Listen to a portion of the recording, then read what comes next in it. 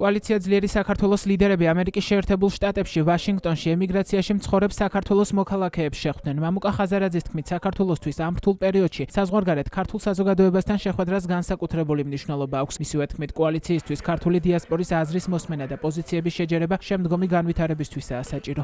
მე ვფიქრობ, რომ უახლოეს ხანში ჩვენ ერთად ქართულ ემიგრაციასთან ერთად და სრულიად საქართველოსთან ერთად მივაღწევთ ძალიან მალე ახალ არჩევნებს, გავანთავისუფლებთ და გავანთავისუფლებინებთ ჩვენ პოლიტპატიმრებს და საქართველოს ნამდვილად დაიწყებს ახალ ცხოვრება.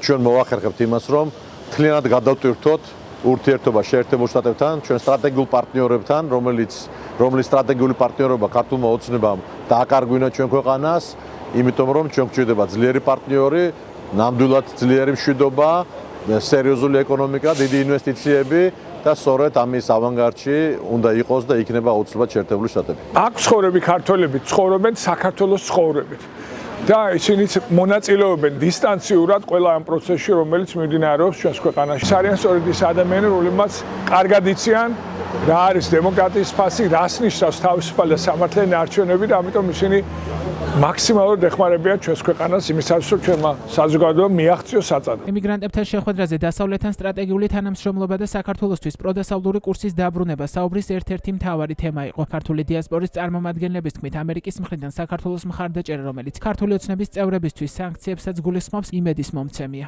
სამწუხაროდ ძალიან ძლიერ გაერთიანებულ ოპოზიციას ვერ ვხედავთ არჩევნების შემდეგ. გასაგები რომ ამას შეიძლება ბევრი მიზეზი გქონდეს, მაგრამ ჩვენი აზრით კარგი იქნებოდა თუ უფრო ძლიერად დავინახავდით ამას, თუნდაც ემიგრანტები, თუნდაც ის ხალხი საქართველოში, ვინც ყოველდღე გარეთ დგას.